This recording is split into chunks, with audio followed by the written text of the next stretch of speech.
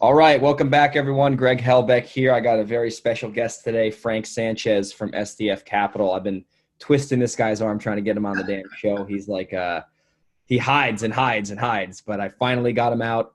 He's from good old Westchester County, New York. Frank, how are you doing today, man? G Money, what's up, man? I am pumped, bro.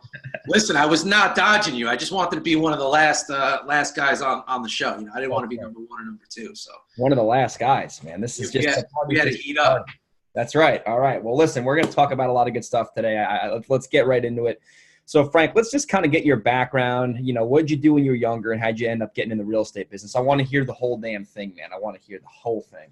Yeah, man. That's a long story with lots of twists and turns, but I can probably shrink it down to bring some, value to people and have them understand kind of where I came from.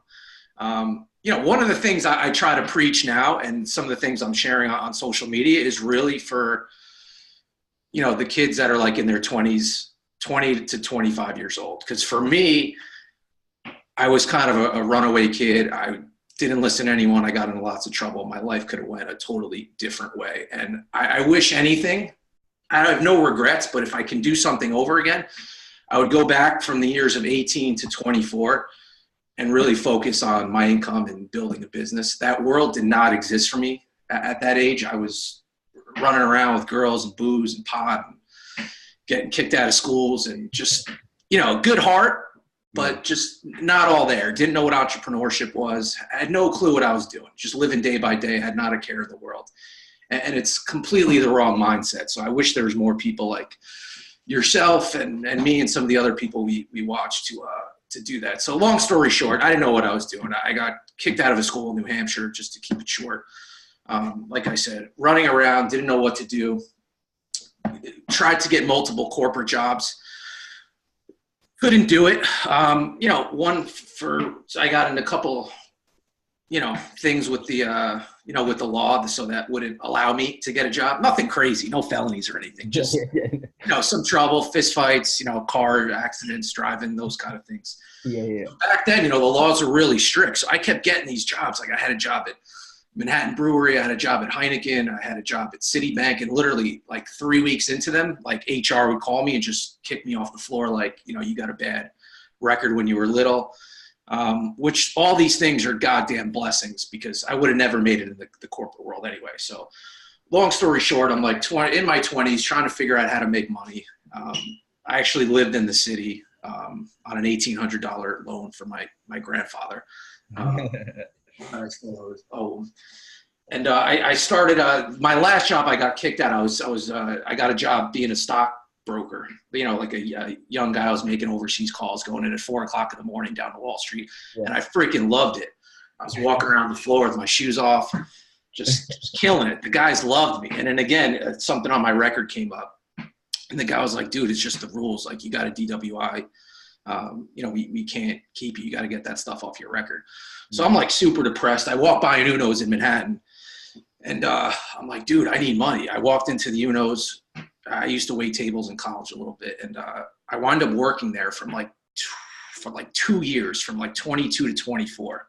Yeah. Just being a degenerate. I mean, I'm just being honest with you. Like working, hustling, spending my money after work. I'd go in like the 10 a.m. shift, work till like 4 o'clock, go to happy hour, and just blow it literally for like 2 years, like an idiot. And, it's funny because one of the lessons, and I'll get into the story, but and you can probably relate to this, until you start, like, I spent more money when I didn't make any money. Yeah, dude. The second I started to make money, I was like, holy shit, my life, like, literally did a 180. So speed up, to how I got into entrepreneurship. I wound up getting my real estate license when I was 24, going on 25. And the only reason I did is because I actually, believe it or not, I met my wife in the city while I was working at Uno's. I mean, she was a nice girl from Rye. Did you walk in? How'd you meet her? Through mutual friends. That's a whole long story. It'll take me an hour to explain that story. But long story short, I met my wife during that period when everything was going crazy. She saw something inside of me that she saw some good. Long story short, she brought a lot of good into my life. She helped me, with my behavior and, some of my decisions. And I was so damn good at selling in the restaurant. Like I was like obsessed with making the most sales on like, you know, any given day. It was like a game for me. And the people loved me. I always had regulars over the 2 years. And I was so good. And so she looks at me one day and I still had no plans. And she's like, listen, why don't you sell something where you can make more money? And I was like, And I was like what? She's like, why don't you go sell something that's very expensive? You're great at sales. You're great with people. You don't like being told what to do. You like coming and going. Long story short, I got my real estate license when I was 25. By the time I was 26, I was making like 7 to 10 grand a month. I moved back home for 6 months and like literally saved like $50,000. And like my whole life turned around. I was going to the gym. I stopped, you know, partying so much. I had a serious girlfriend. I was making money, and it was great. It was great. And then, you know, I met my current partner, Larry, who, yes. He's out looking at leach fields right now as we speak. Yeah, exactly. So he was actually, he had the same kind of story. He started in the corporate world and wound up in real estate. I applied for a couple companies and wind up meeting Larry, who was managing a small office. And, you know, we started working together. I started crushing it. He went with another partner to open up his own office. And I wound up coming with them. Speed up the story, like 2 years later, I wound up, you know, forking over $75K to become a partner in the company. I was 27, almost 28 years old.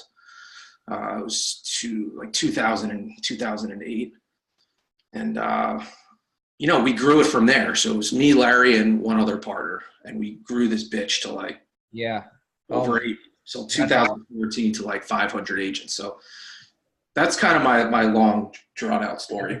That's a great background. I wanted you to tell it all and you did. So guys, listen, Frank was not born a rock star. You know, he definitely had his trials and tribulations, and you know, he had to kind of find himself, and you know, that's what happens to everyone. I think a lot of people like to show the highlights, the flashy stuff, and I think when people can actually give their background, it associates a lot more credibility and transparency through everyone. So Frank, let's kind of pivot in now before we get into the weeds of the REI business.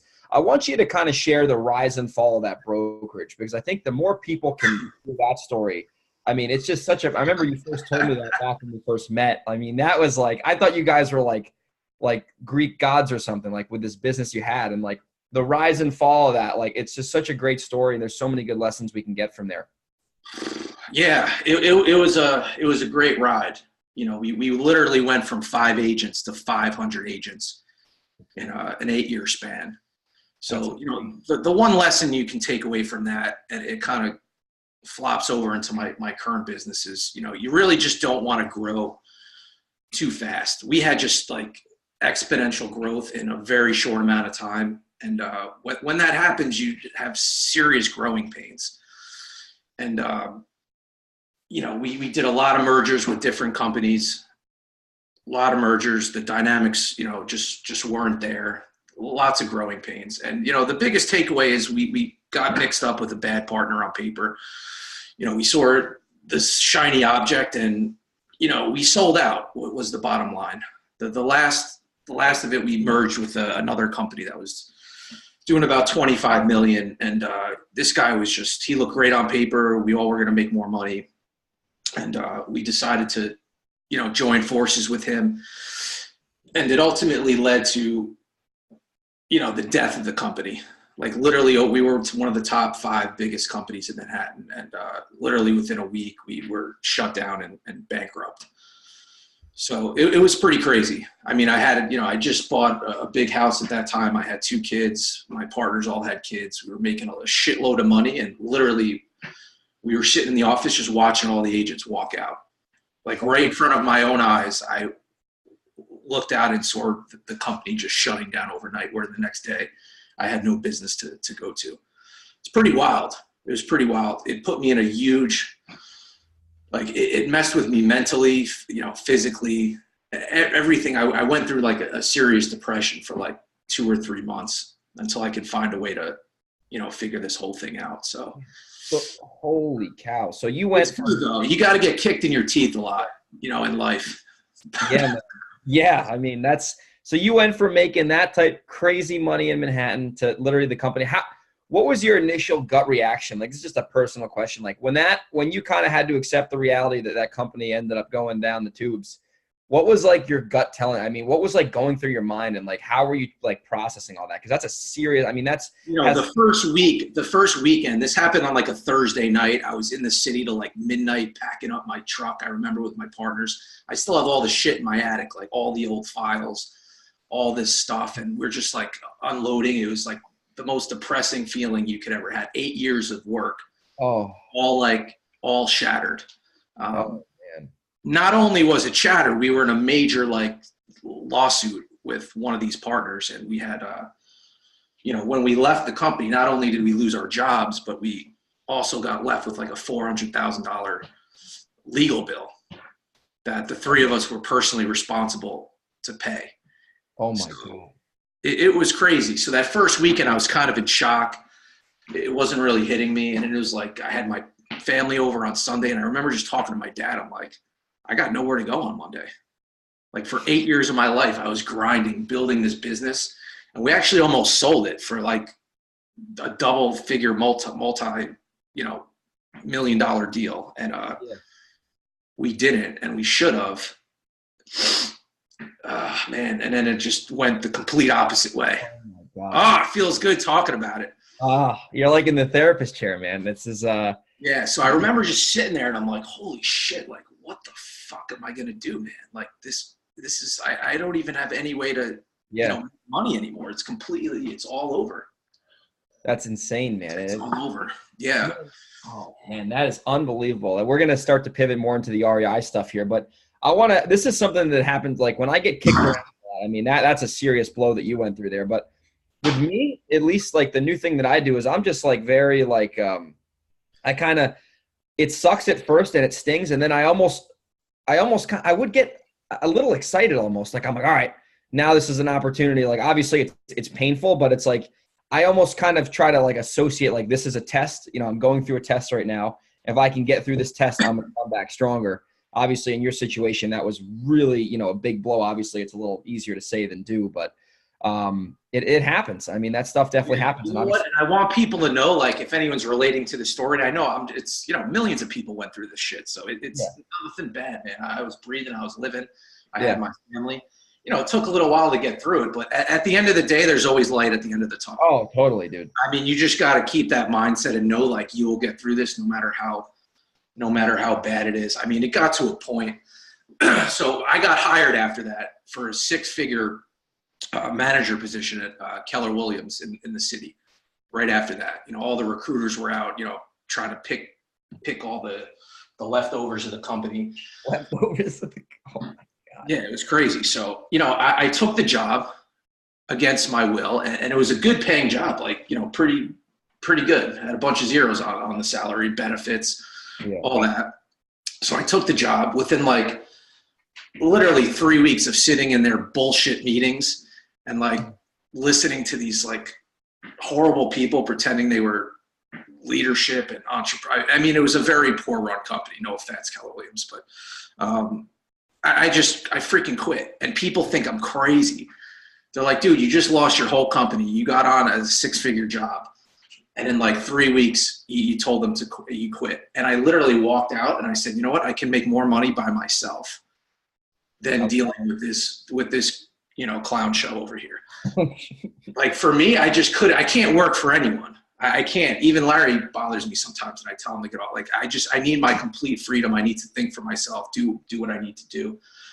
I'm just, really in that entrepreneur addict like mode. So like literally, I remember, and this is another moment too, when you feel how bad it is. So I got psyched up and I went out on my own, and then sometimes you just get hit again. Like it all comes back to you once. Yeah. Literally, I was running like 3 of the biggest offices in the company. I was overseeing like 250 agents wearing, nice multiple $1,000 suits, fancy office, on Easy Street, driving my fancy cars to work in the parking garage. And then like 3 months later, like this, I'm standing outside like 90th and 1st Avenue on the Upper East Side, showing like a 22-year-old girl and her parents like a $1,500 apartment to rent. And I was like walking up 5 flights of stairs, and I'm like, holy shit, like my world just like I started all over again. So where I started in that business, like 8 years later, I made it to the top, and then I went all the way back. It was really a good experience at the end of the day. It was pretty crazy. Holy cow, man. So it was awesome. That's a very cool story. I'm glad we spent a lot of time on the show today talking about that. So let's fast forward to kind of where you're at, and then we'll get into some entrepreneur stuff. So, where you at today, SDF Capital? Give us a snapshot overview of kind of your company, the volume, and kind of what your ambitions are. Yeah, so we're a real estate investment firm currently. We we have a team of like 6 people. We have 3 buyers, me and Larry, who are the owners, lead manager, transaction coordinator, a couple VAs, and basically, we wholesale, we rehab, and we hold rentals. So we're doing well. We spend a shitload in marketing. We spend about $50,000 a month in marketing. That's bringing us like between 6 and 8 deals per month. And we're doing well. We're trying to expand. We're trying to go into different markets. We cover all the lower Hudson Valley in New York, so it's 5 counties. And we're doing well. We're trying to get into the multifamily game. It's been a good ride. It's we're going on our 5th year. Damn, time flies, man. Time flies. I think we got started at the same time, man. Yeah, I know. We did. We met on Craigslist, me and G Money. Yeah. That's fun. Yeah, it's our 5th year, and we're growing. Same kind of thing. We had a lot of hiccups along the way. A lot of learning lessons, expensive seminars. Seminars. I love it. Awesome. So yeah, I wanted to give everyone an overview. So Frank's a guy who's doing high volume. He's not playing around. He's one of the big boys in the New York market. Yeah. Guy has a lot of experience. Take that Brokerage Story and you combine that with what he's doing now. This guy is an absolute powerhouse. So Frank, I want to spend most of our time today kind of, instead of talking about the nuts and bolts and stuff, anyone can hear that stuff. I think that the real important stuff is the mindset stuff. So I want to say, what were for you at least, the biggest mistakes? What's up? No, I love it, baby. Bring it on. That's right. The biggest mistakes that you made as a new investor, and how can someone who's maybe a new investor, whether they're younger or older, how can they avoid some of the mistakes that you made? Like the top 2 mistakes. We'll keep it short and sweet. Yeah, listen, I've made, as you know, Greg, a shitload of mistakes, and I'm making them every single day still. Yeah, but right. I learn and I pick up the pieces and I move on bigger and better. I think if you're a new investor and you're coming into the space, I really wish I would have listened to some of the mentors that were mentoring me when I got into the space and kind of started just strictly wholesaling and really, becoming a specialist in wholesaling. Coming in, we started with all rehabs, and that's what we knew. That's what we saw on HGTV. We thought it was sexy. We thought it was cool. And I'm sure everyone hears this a lot, but it's so goddamn true. Because I know people today that are still getting into the business and they're still like, no, we're going to rehab. No, we're going to rehab. Dude, just take a slight cut on the paycheck.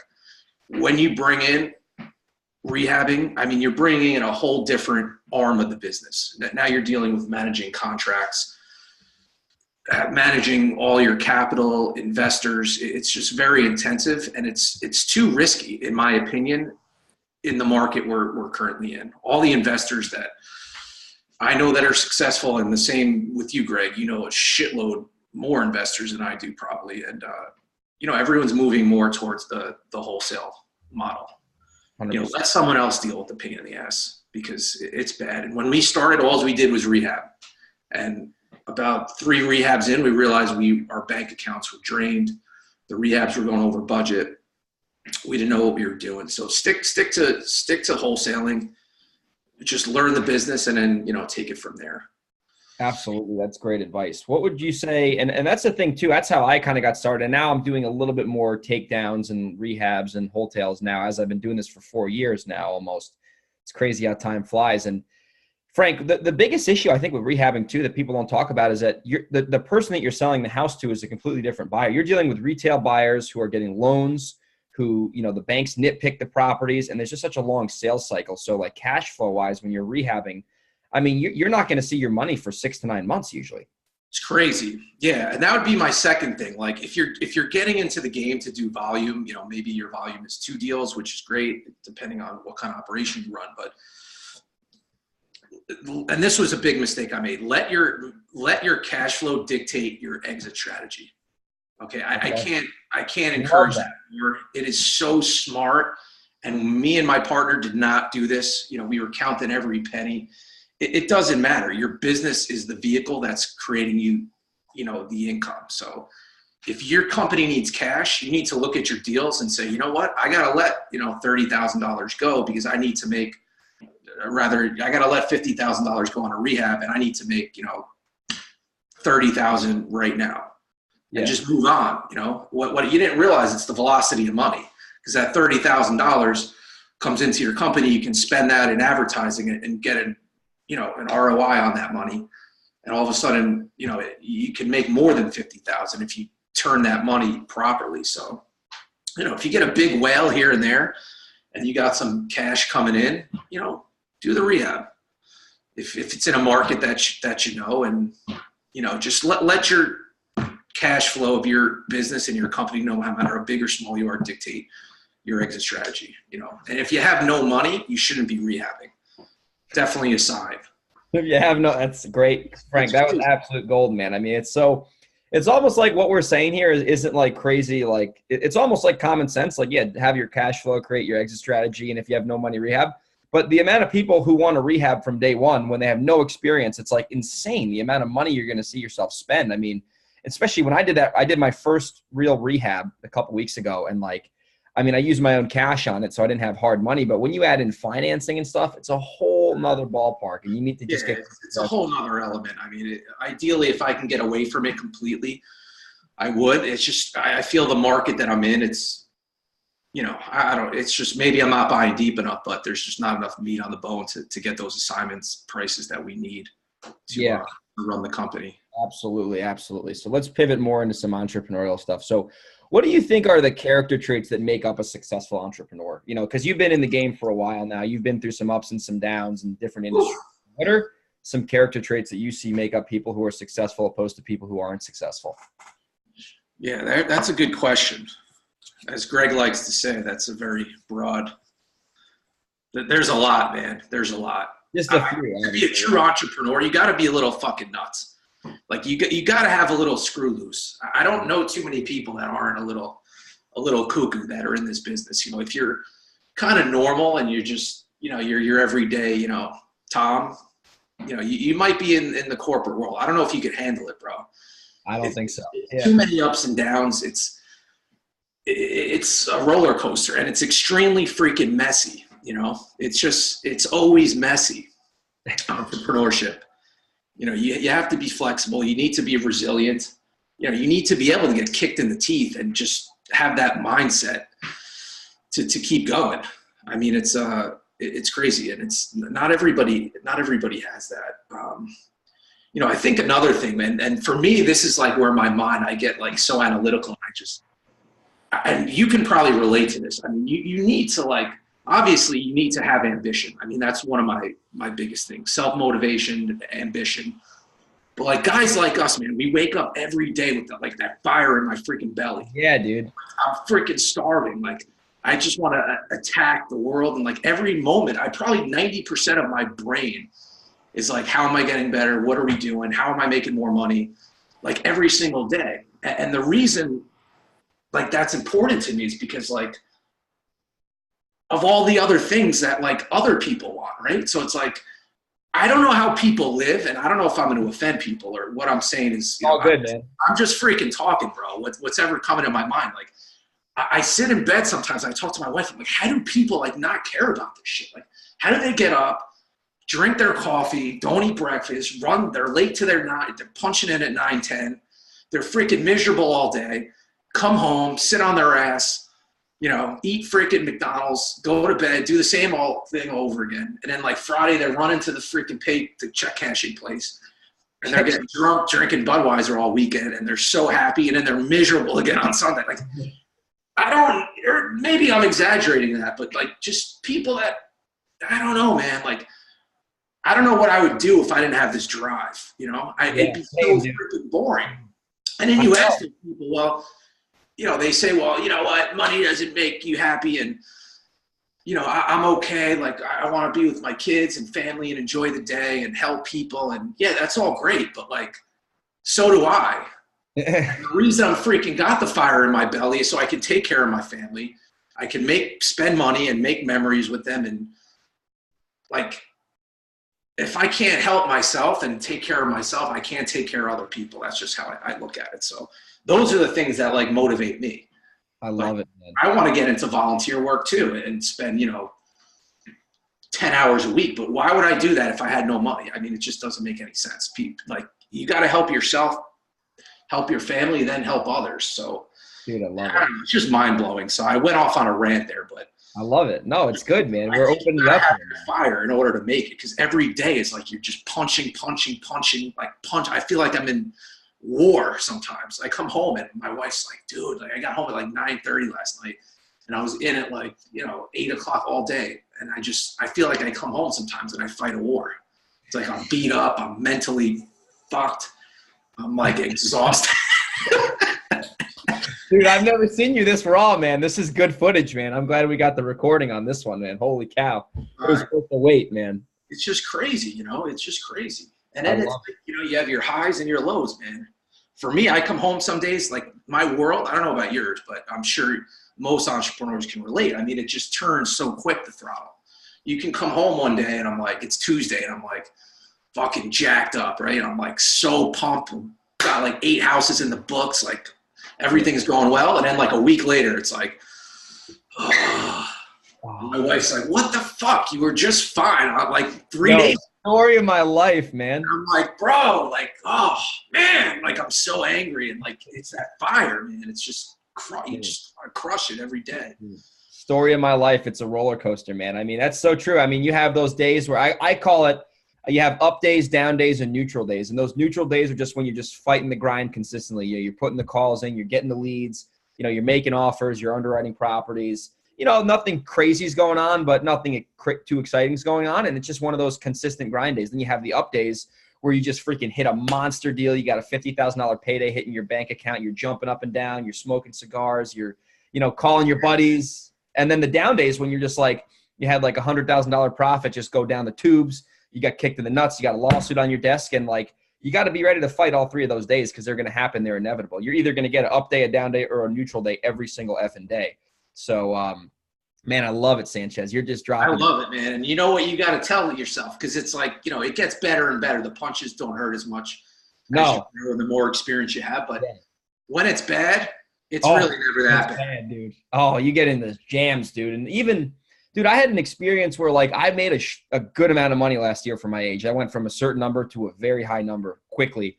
And I got out to San Diego, and I started, like, feeling all weird about, like, I was like questioning myself and like, oh, is this the right thing? Do you want to work this hard? And like, I tried to go do the other thing and like kind of chill out. And that's just not in my blood, dude. Like I went on vacation 2 weeks ago and like, dude, I was like sitting there. You started going crazy, right? Dude, I was going nuts. Get like, your pants. Yeah, dude. I was going to the coffee shop at like 6 a.m., like banging out emails and calls. And like, that's just what I like to fucking do. Like, I like doing this shit. Like, it's not work for me. It's play. So other people see me and they think I'm crazy and I work a lot, but I'm just having fucking fun all day. So like, I think you have to be an entrepreneur to understand that, right? Because I don't get up at 4:30 in the morning to fucking read for an hour if I didn't want to do it. It's all my choice. You know what I mean? So it's like, I love it, man. I love it. Yeah, you can't. Now you got. This is why I'm jacked up. I like this part of the. I don't like talking about myself. No. That's why my energy was low. I hate talking about myself. I like talking about this stuff. You're jumping up and down. I love it, man. I love it. So one last thing, man. One last thing. You got to be able to take risks. Oh, yeah, dude. Like, you got to take risks, man. If I didn't take that risk, I would have still been, you know, in my stuffy suit at Keller Williams, you know, singing the Kumbaya shit, whatever the fuck they do. You know, so I'm glad I took that risk and I was back out there, you know, selling $1,500 apartments. So, you know, don't be scared, man. People shouldn't be doing things they don't like in life. I'm a big believer in that, man. Just take the plunge and make it happen. Figure it out. That's it. All right, so now we're going to pivot into the back half of the show. This will probably go by real quick. So I want to hit real quick on how to make partnerships work. So give me like your best tip right now, and how you and Larry, because you guys have been in business for so long, how you and Larry actually make it work. Because I've been in some partnerships that were good, been in some partnerships that weren't that good. And for some reason, you and Larry Legend just keep rocking and rolling every year. And it's very impressive to see, because most people, you know, like Brian Tracy says, the road to hell is paved with good intentions. Oh, it's a great idea to have a partner until you do it for 2 years and you realize that you might not have the same values. So what are you and Larry, like, what are you guys doing to like stay like on the same page and have like successful businesses like profit year after year? Yeah, you know, Larry's like my wife, man. Like literally, we're like freaking husband and wife. It gets kind of corny sometimes. Yeah. You know, at the end of the day, you know, I like being independent, but I like having a partner. I think you can get places quicker in partnerships. I think some of the most important things with partnerships is you don't get into them unless you really, really, really trust the person.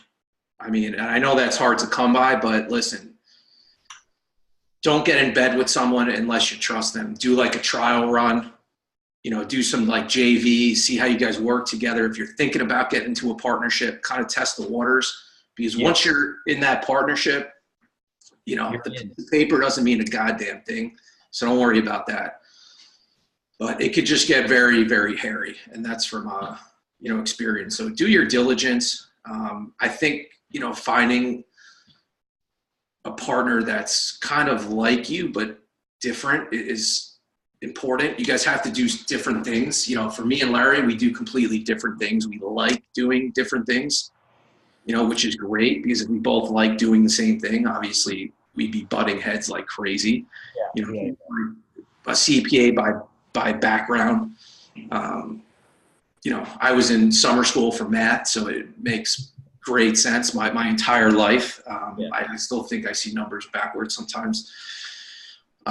So he handles all that stuff, like operations, like accounting, you know, financing, you know, structuring stuff, yada, yada, yada, all that stuff I hate doing.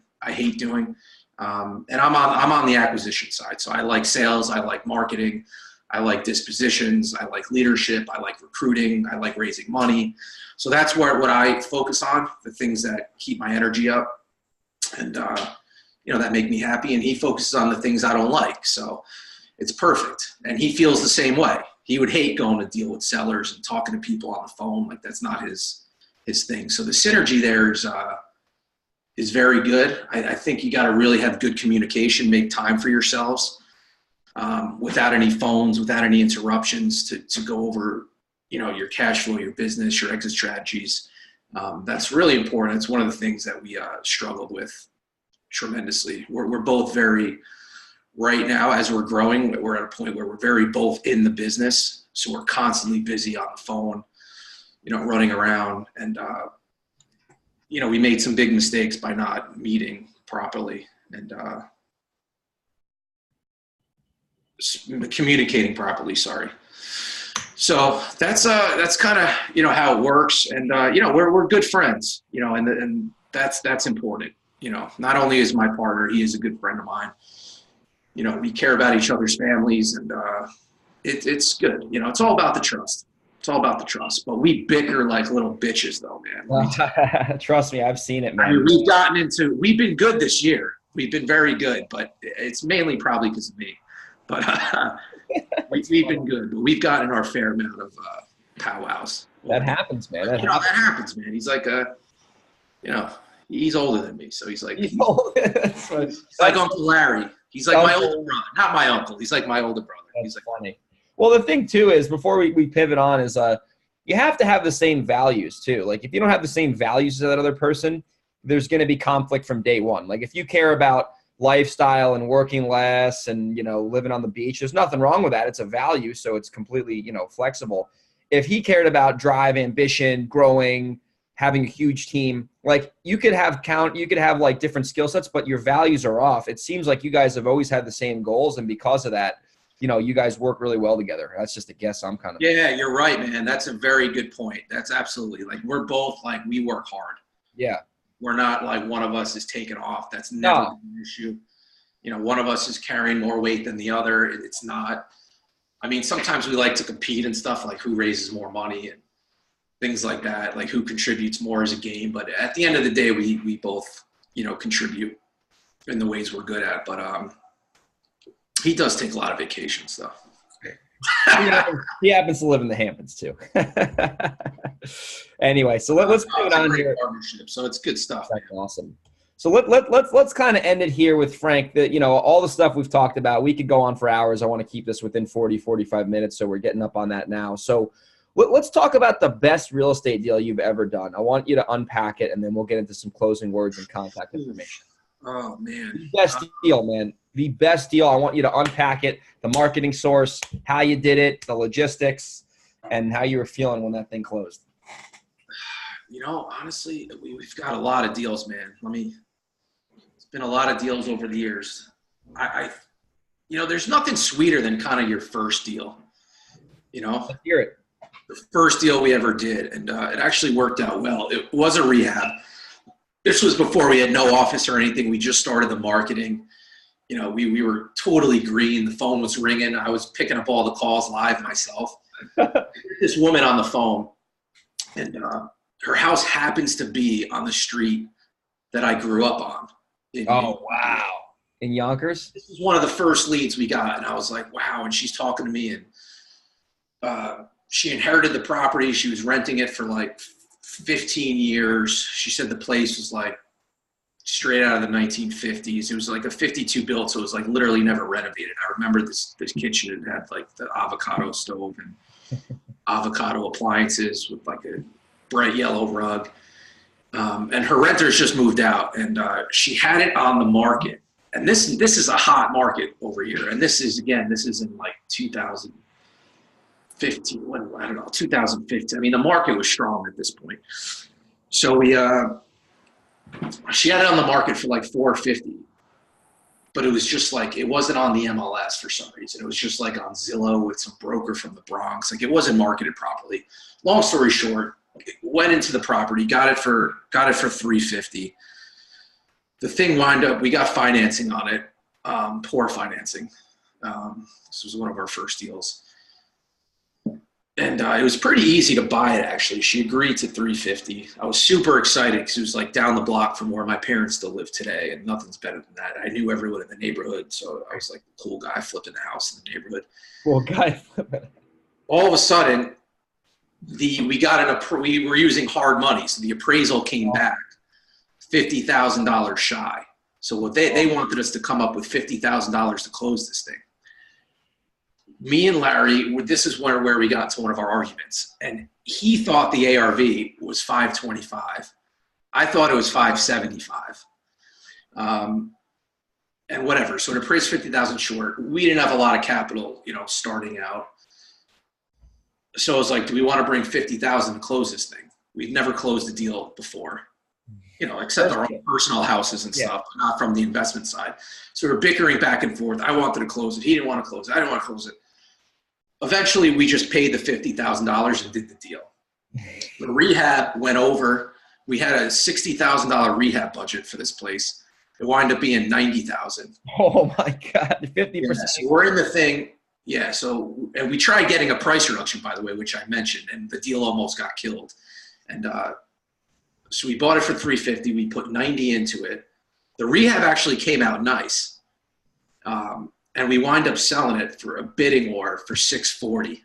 Oh my God. Yeah. Yeah. It was a monster. It felt great, man. It was. What did you make on that deal? Huh? What'd you guys net on that deal after everyone got paid?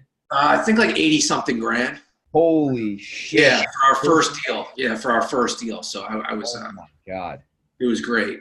It was a good feeling. We did a great job on the rehab, and I wish they all went like that, but yeah, right. Might have been beginner's luck.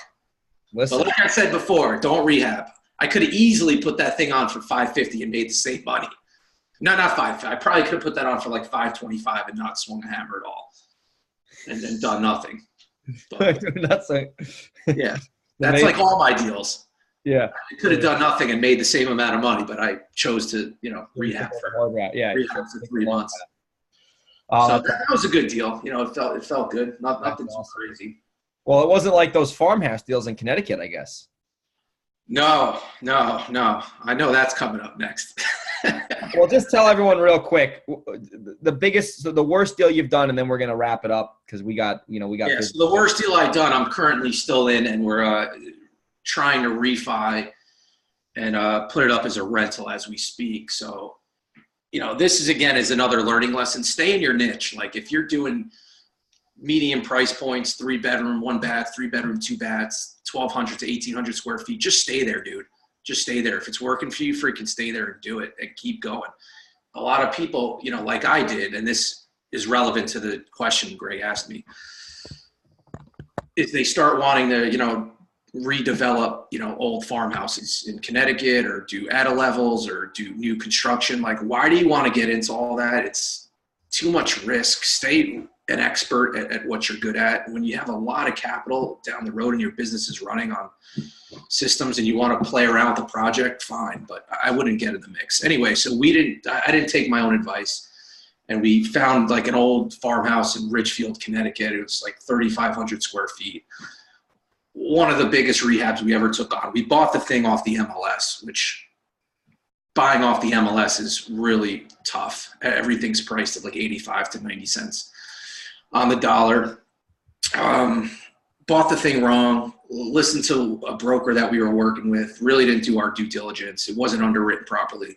So we bought it wrong. Our rehab came in about $100,000 more than it was supposed to. We had like $110,000 rehab budget for this place. It wound up being like $200,000. Oh my God. Crazy. We had an ARV of $850. It's on the market now, if you look at it, for $749, and it's still not moving. Oh my God. It's a bloodbath. Literally, it's a bloodbath. So what's the exit on this thing? What are you going to do with this thing? So we're right now there's hard money on it. We're putting bank financing on it through our personal names. Yeah. To get a lower interest rate. We're going to refi out and we're going to rent it, but we're going to have to bring a shitload of money to the table on the refi. Oh man. Yeah. So we're coming in like with at least 6 figures for this loan. So it's a horrible deal. There's no other exit strategy. It's like catching a falling knife, Yeah. Whatever way you do it, we're just trying to stop the bleeding, because to hold this thing alone is with staging, staging a 3,500 foot house. It's crazy. It's like $7-8 grand a month just in holding costs. So it's a lot of, diagnosing the situation, strategizing. What do we do? Do we keep lowering the price? It just didn't make sense. So it's, one of these deals we're never going to get into again. So yeah, stay in your lane, stay in your zone. That's it. Get through it. And, maybe in 30 years, the mortgage will be paid off. Funny. Well, Frank, man, you shared so much value today, man. I really appreciate you coming on. You have any closing words for everyone? And then also the best ways to contact you. I know you're getting pretty active on it. Yeah, man. Thanks for having me, bro. I get pumped up when we get into those conversations about business and mindset and honor and motivation. I love that stuff. Absolutely. It's in my wheelhouse. So thank you for having me on. And you're doing great things. Thanks, so buddy. Do some more deals together. Right, man. That's right. Yeah, man. Just make it happen, man. I mean, I really believe anything's possible if you just do the freaking work. Just do the work, make the plan, get the right mindset, and make it happen. Surround yourself with good people. That's a big thing. Like as I'm getting older, I have different friends now. It's crazy because I'm hanging out with people that are more like me and want the things that I want. So, if you're younger and you're just starting out, like you got to get around those people. And there are people out there that will help you. You can reach out to me on my Instagram is Frankie Sanchez 1 at Instagram, or Frankie Sanchez 1. Is that how you say it, Greg? Yeah. I'm still learning this Instagram thing. Yeah. But you can reach out to me there. I mean, most entrepreneurs that are successful will help you out, give you a little bit of time, answer some questions. Absolutely. There's no excuse, man. There's just so much damn knowledge on the internet these days. Like, I don't want to hear it. It's unbelievable. The amount of, there's no excuses anymore. I mean, this podcast alone, if someone listened to this podcast and implemented everything we said, it'd change their life, right? Like, I wish I would have listened to a podcast like this with someone telling me all the mistakes that I made. And, the things to do. And you just have to listen to them. Listen and follow the advice. So listen, I mean, Frank, you've been super helpful, man. Guys, check out Frank at sdfcapitalllc.com. They got a lot of good stuff on there. And Frank, man, thanks so much for coming on and being a guest. And man, we'll talk soon. Yeah, man, it was fun. I'm pumped up, man. Thanks, Greg. Yeah.